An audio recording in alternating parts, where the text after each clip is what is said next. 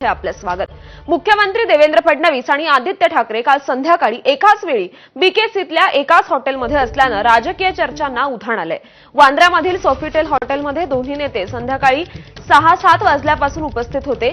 दरम्यान या भेटीवर आदित्य म्हणाले, आमच्या भेटीच्या बातम्या ऐकतोय, आता बातम्या बघून एक व्यक्ती गावी जाईल, चाललंय ते चालू द्या, असं म्हणत आदित्य ठाकरे निघून गेल्याची माहिती विश्वसनीय सूत्रांनी एबीपी माझाला दिली आहे। फडणवीसांच्या भेटीनंतर आदित्य ठाकरेंनी एकनाथ शिंदेंचं नाव न घेता त्यांना टोला लगावला।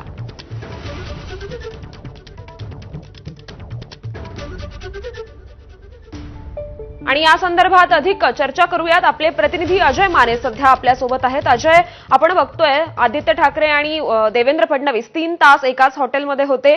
काय घडलेलं असू शकतं, काय काय चर्चा झालेल्या असू शकतात आणि नंतर काय प्रकारच्या बातम्या सगळीकडे गेल्या? आपण जर पाहिलं श्रुती तर वांद्रे कुर्ला संकुल परिसरात एका पंचतारांकित हॉटेलमध्ये ही दोन्ही नेते मंडळी जी आहे ती असल्याची कालपासूनच जी ती चर्चा सुरू झाली। यात विशेष बाब म्हणजे तर आदित्य ठाकरे यांचे व्हिज्युअल सुद्धा माझ्याकडे आहेत, तेही आपण ऑन एअर केले होते। यात आणखी एक महत्त्वाची मुद्दा म्हणजे की 5:30-6:45च्या दरम्यान आदित्य ठाकरे जे ते या पंचतारांकित म्हणजे सोफिटेल हॉटेलमध्ये दाखल झाले होते आणि त्याच्या काही वेळाने म्हणजे 20 ते 25 मिनिटांनंतर राज्याचे मुख्यमंत्री देवेंद्र फडणवीस जे ते सुद्धा या ठिकाणी दाखल झाले होते।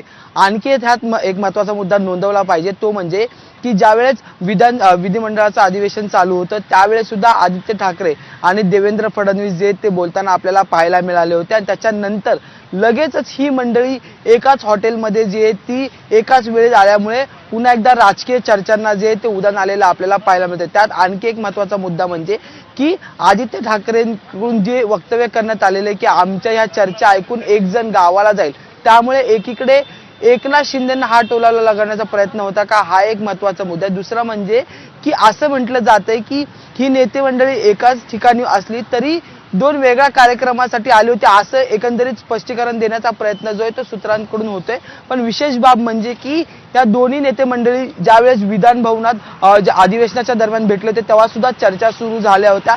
तिथे सुद्धा या नेते मंडळींमध्ये म्हणजेच आदित्य ठाकरे आणि मुख्यमंत्री देवेंद्र फडणवीस यांच्यामध्ये चर्चा ज्या त्या झाल्या होत्या आणि त्याच्यानंतर लगेचच अधिवेशन संपल्या जी ती शनिवारच्या संध्याकाळी ही मंडळी एकाच हॉटेलमध्ये आल्यामुळे पुन्हा एकदा राजकीय वर्तुळात अनेक चर्चा रंगू लागलेल्या आहेत। आपण जर पाहिलं तर मग अशाही चर्चा सुरू झाल्यात की एकीकडे एकनाथ शिंदेंना बाजूला सारून भाजप काही ठाकरेंसोबत युती करणार का, अशा नव्या वेगळ्या चर्चा ज्या त्या समाज बांधवांत सुरू झालेल्या आहेत। पण यात विशेष बाब म्हणजे की असं म्हटलं जातंय की आदित्य ठाकरे एका संगीत कार्यक्रमाला आले होते आणि देवेंद्र फडणवीस एका वेगळ्या पर्सनल कामासाठी त्या ठिकाणी आले होते।